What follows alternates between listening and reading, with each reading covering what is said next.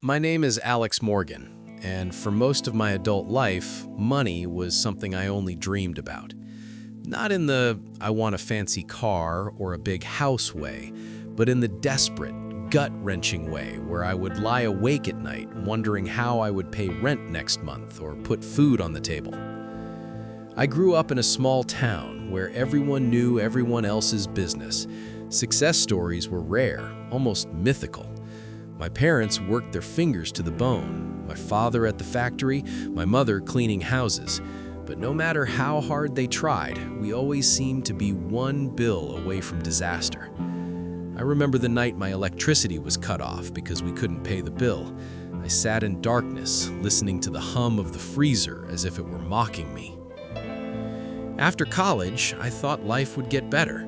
I had a degree, some ambition, and a faint hope that hard work alone would carry me forward.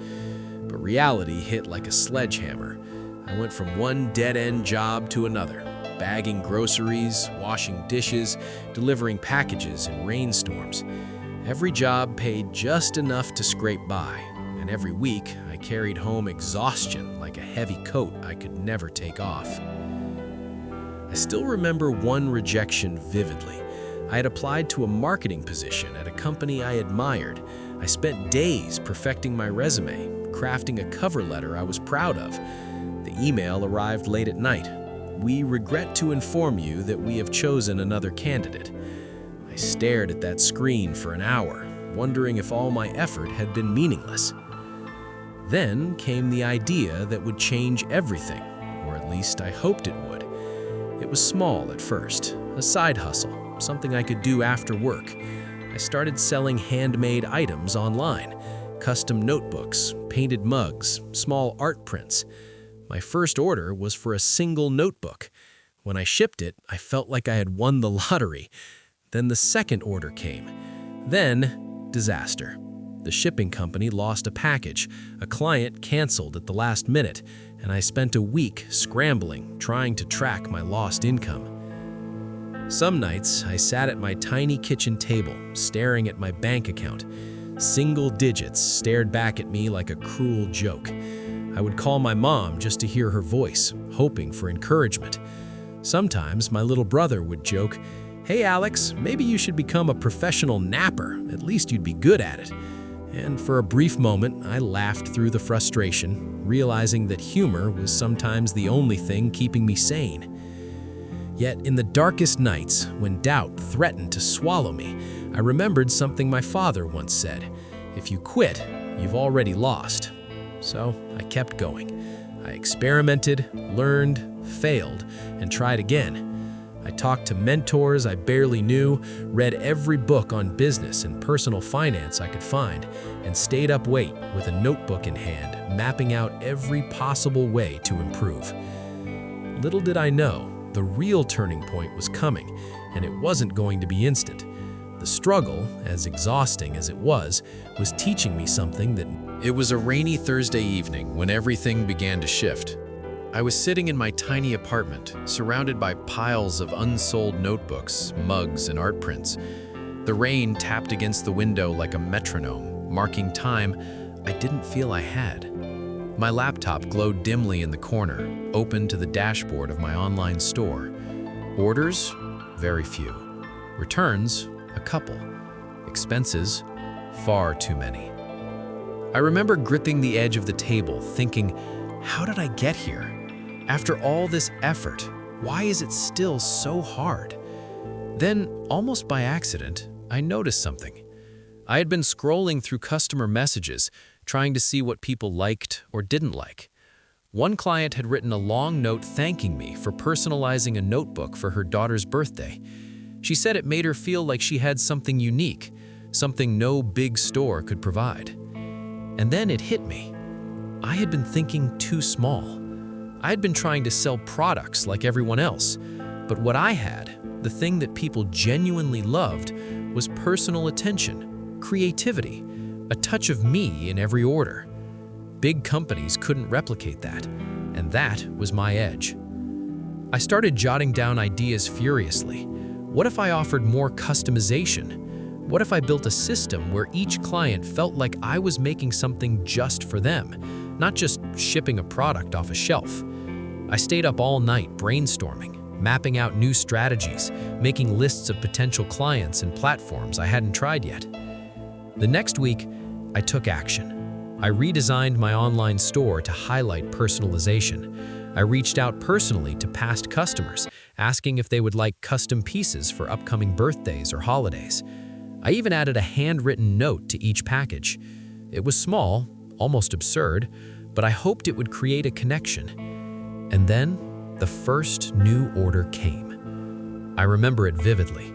It was a late Friday night. My phone buzzed. A notification. Order received. I froze. I didn't want to get my hopes up, but then another notification came, and another. Within a few hours, 5 new orders had come in, each one personalized, each one paid in full. I sat back in my chair, almost in disbelief. Was this real? After months of struggle, of feeling like nothing would ever work, I finally saw a glimpse of possibility. Over the next few months, I experimented, tested, failed, and tried again. Some ideas bombed spectacularly, like the time I offered premium gift wrapping and no one bought it. Others took off slowly, but the key was learning faster than I failed. I studied analytics, trends, and feedback. I learned to listen to customers, not just to what they said, but to what they didn't say. By the end of that quarter, my revenue had increased more than I had made in the entire previous year. Not huge by some standards, but for me, it was a life-changing sign. My struggle was finally turning into momentum. More importantly, it changed how I saw myself.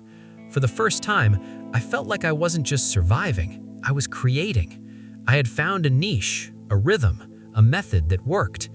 And that tiny spark of hope from that rainy Thursday night had begun to grow into something real, something tangible. I still remember calling my mom after that first wave of success. "Mom," I said, voice shaking, I think I'm finally doing it. I think this might actually work." She laughed softly on the other end. "Alex, I've always believed in you. You just had to believe in yourself." Those words, simple as they were, struck a chord deep inside me. I realized success wasn't about luck. It wasn't about being in the right place at the right time. It was about persistence, creativity, and the willingness to take risks, even small, imperfect risks. And as I looked at my growing list of orders that night, I felt the first real surge of confidence I had experienced in years. The turning point wasn't a single moment. It was a culmination of every struggle, every failure, every long night. But finally, the tide was shifting. I was no longer just a dreamer struggling to survive. I was becoming someone who could create value, who could earn, and who could build something lasting. Little did I know, this was only the beginning. The real challenge, scaling, growing, and handling the pressure of success, was waiting just around the corner. And that would test me in ways I had never imagined. With the first taste of success, I faced a brand new challenge: growth. For the first time, I wasn't just a struggling dreamer, I was a small business owner. And with growth came responsibilities I hadn't anticipated. Suddenly, I had to think about more than just creating products. I had to manage inventory, track orders, communicate with clients, and plan marketing. My small apartment became a warehouse of mugs, notebooks, and art prints stacked to the ceiling. I spent nights labeling packages by hand, packing each one meticulously, double-checking addresses, and worrying that any mistake could cost me a customer. I also had to learn to trust others. Hiring my first assistant was terrifying. I had spent years doing everything myself. Now I had to let someone else handle things I had perfected. My first hire, Mia, was eager but inexperienced. She accidentally shipped a batch of notebooks to the wrong state. I felt panic rise in my chest, but instead of getting angry, I realized I had a choice: let this setback crush me or use it as a learning opportunity. We fixed the problem, streamlined our process, and slowly our efficiency improved. Scaling up wasn't just operational, it was mental. I had to stop thinking like a struggling entrepreneur and start thinking like a strategist. I needed to forecast demand, manage cash flow, and plan for unexpected problems. I learned to prioritize which tasks required my attention, which could be delegated, and which were distractions. At the same time, I had to innovate constantly. I introduced new products, experimented with limited editions, and built a small community around my brand. I connected with clients personally, answering their emails late at night and sending thank you notes. People noticed. Word of mouth spread faster than I could have imagined. But scaling wasn't without setbacks. A supplier delayed a shipment of custom mugs, which caused me to lose several orders. A competitor undercut my prices, and I had to decide whether to match them or stick to my premium positioning. At one point, I even experienced a small online hack that temporarily froze my store. Each problem was a test, forcing me to adapt and evolve faster than I ever had before. Slowly, my efforts paid off. By the end of the first year of scaling, my revenue had multiplied tenfold. I could finally afford to invest in better tools, hire more help, and organize my workflow. The stress was still there, but now it was the stress of opportunity, not survival. I also realized something crucial. Scaling successfully meant protecting the things that made my brand special. It wasn't just about making money, it was about keeping the personal touch, the authenticity, and the creativity that had drawn me to the people in the first place. Every handwritten note, every customized order, every sincere interaction mattered. One night, as I was packing orders with Mia, I paused and looked around the apartment-turned-mini warehouse. The stacks of products, the buzzing printer, the growing list of orders, it all felt surreal. I had come so far from those nights of staring at single-digit bank balances, wondering if I would make rent. I picked up a notebook I had created for a client in another state. The handwriting on the cover thanked me personally. I smiled. This was the proof I had needed for so long. Not just that I could earn money, but that I could create something meaningful that people valued. The scaling stage taught me resilience in a new way.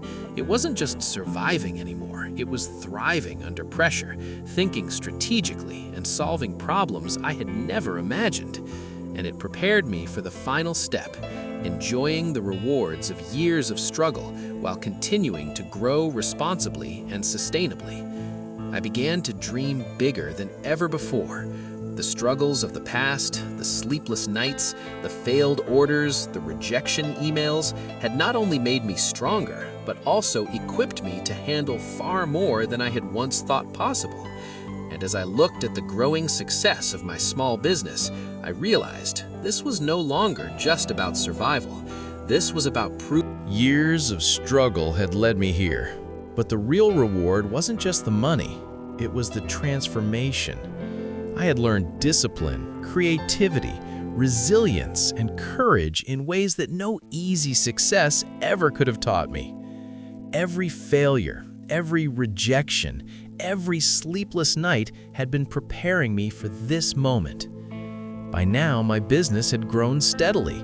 I had a team I could trust, systems that ran smoothly, and a brand that people recognized and valued. I could afford the comforts I had once only dreamed of, paying bills without anxiety, taking short vacations without counting every penny, even helping family members in ways I never could before. But the greatest reward wasn't material. It was the freedom to create, to experiment, and to follow my ideas without fear. I began reflecting on the long journey that had brought me here.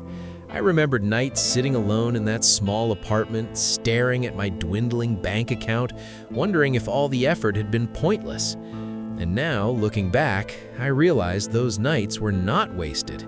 They had been lessons in resilience. I had learned to fail, recover, and try again. I had learned to believe in myself even when the world seemed to doubt me. One of the most profound moments came when I received an email from a young entrepreneur. He wrote, I read your story and started my own business. I wanted to thank you for showing me it's possible to overcome struggle." I sat back in my chair, blinking through the tears. For the first time, I realized that my journey wasn't just about me. It was about inspiring others, about showing that perseverance truly mattered. I also learned something unexpected about money.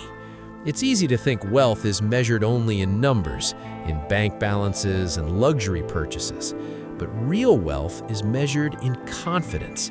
The confidence to face challenges, the freedom to choose your path, and the ability to create value that others appreciate. My struggle had taught me that wealth wasn't instant. It was earned slowly, piece by piece, through relentless effort and constant learning. I began helping others who were where I had once been, mentoring small business owners, giving talks about resilience, even offering advice to friends who were struggling with their dreams. I realized that sharing my experience was as rewarding as the success itself. There was a profound satisfaction in knowing that my hardships, once so painful, could now help someone else avoid the same mistakes, or at least inspire them to keep going. I still remember sitting at my kitchen table one quiet evening, a few years after that rainy Thursday that had sparked the first real breakthrough. The room was calm, my orders neatly organized, and my team handling most of the day-to-day work. I held a notebook I had created months ago, one of my first successful custom pieces, and ran my fingers over the cover. A small smile spread across my face. I thought about all the times I had wanted to give up, all the nights I had doubted myself, all the setbacks that had made me question whether I was capable of success. And I realized that none of it had been wasted. Every struggle had built the foundation for everything I had achieved. And that's how I finally earned a lot of money. Not by luck, not by chance, but by refusing to give up, even when everything in me wanted to quit. The years of struggle had forged a version of me I could have never imagined, confident, capable, and ready to face whatever challenges lay ahead. Now, as I look forward, I see endless possibilities. The journey has taught me that success is not a destination, it's a process, a series of small victories built on persistence, learning, and courage. And most importantly, I've learned that the real reward isn't the money itself, it's the person you become along the way.